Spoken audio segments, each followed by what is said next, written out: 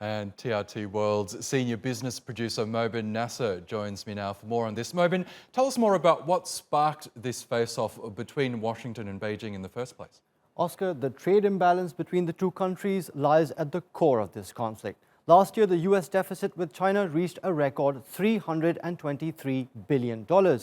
Washington says this is largely due to Beijing's unfair trade practices, like keeping its currency undervalued. It also wants China to phase out industrial subsidies and open up its economy for foreign businesses by easing licensing processes and ending forced transfer of technologies to Chinese companies. Beijing says it's complying. It's introduced a new law for foreign businesses, which it says limits the government's interference in their operations. It also changed existing laws on intellectual property theft and forced technology transfers.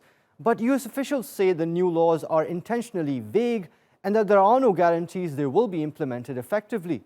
China also denies manipulating its currency and says state support for industries does not violate World Trade Organization rules. Developing a healthy, stable relationship is in the interests of both countries and is a general expectation of the international community. We hope that the United States can make an effort with China towards a stable relationship. Both sides must meet each other halfway. And for more on this, let's bring in Matt Maley in Newton, Massachusetts. He's Managing Director and Equity Strategist at Miller Tabak. We also have TRT World's Editor-at-Large, Copetas, in Paris. Welcome to you both. Matt, if I could begin with you. The US-China trade war is the worst than it's ever been, despite signs that a trade deal was imminent. What went wrong? Well, I mean, one of the things I think that China is, their goal all along has been to drag this thing out as long as possible. They hopefully to move this whole situation into the election cycle so that the president can't afford to get too tough during the election cycle during 2020 because it would hurt the economy and impact his chances of getting reelected. And so they kind of came in, it looks like, at the last second, changed a little bit of the terms, and didn't think that the president would push back, and now he has. And to be honest with you, if the president was going to push back, which obviously he has, this is the time to do it, because if you wait until until November or even early next year, it's a lot harder for him to do it again for the election issues that I talked about. Interesting. So you're saying the Chinese side is holding all this up, as Donald Trump has said? It seems that way to me, anyway. I mean, obviously, there's been a lot of things that need to be ironed out even before the developments of this past week. But it does seem like that the president thought he was getting one thing, didn't get it. Didn't look like he was going to get it. And I guess my biggest point is that if he knew if he's going to move, if he wants to play hardball, now is the time to do it. He couldn't wait till 6 months from now. It just wouldn't be viable for him politically. Craig, how much of this do you think has got to do with the classic Donald Trump art of the deal style negotiations? Is this a tactic on his part? One of the greatest lies of the 21st century is that there is a classic Donald Trump art of the deal.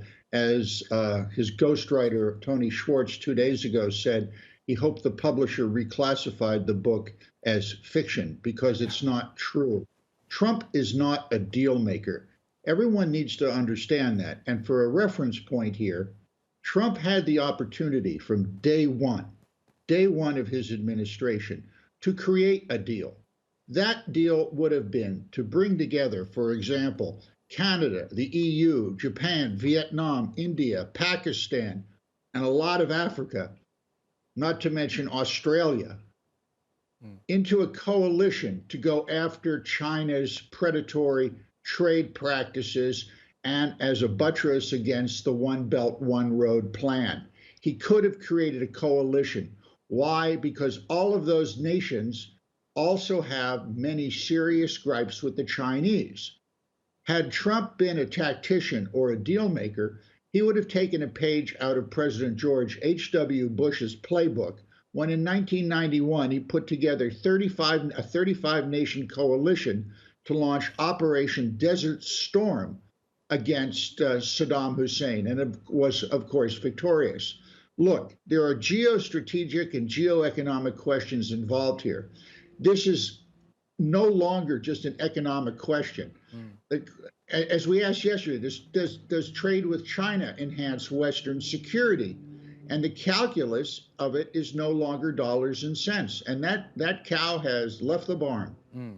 Interesting. Matt, what do you think about what Craig's just said? Do you think there are not only Trump supporters cheering him on, but many other countries around the world cheering Donald Trump for basically doing their dirty work for him? For them, I should say. Well, I think Craig makes a very good point that part of this is definitely political on a domestic basis and internationally. First of all, if he had made that coalition, which would have been probably a much more effective, as Craig mentions, however, he wouldn't have looked as tough or as good for his own constituency. He has this coarse constituency in the U.S. that he needs to get reelected, and I think he was speaking to them in his tactics rather than really looking maybe to do the thing that would have been most effective. So there's plenty of blame to go around.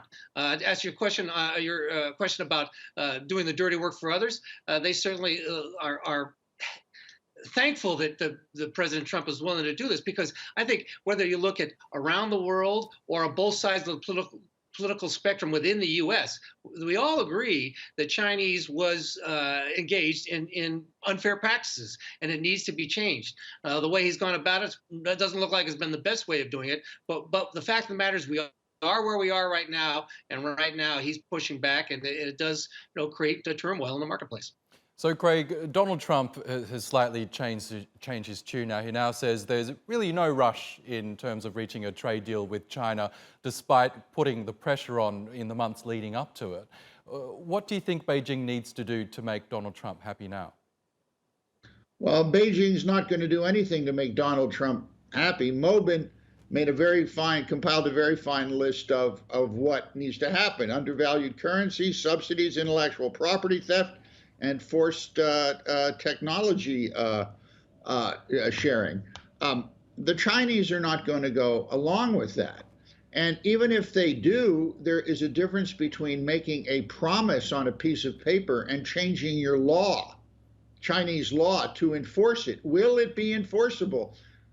Let me quote old Ronald Reagan: trust but verify. There's no opportunity here to verify this. And that's why I say, had Trump from day one perhaps going with the Pacific Trade Partnership, which he threw out, he could have had that coalition, which would have had the ability en masse to verify all of the items that the West would like to see China comply with to play fair, which they are not doing. And if you think they're going to play fair, well, I got some swampland in the Everglades I want to sell you. Well, we'll see what China does in response. They have promised to retaliate. Matt Maley in Massachusetts and Craig Copetas in Paris, thank you to you both once again. Thank you. Well, still to come here.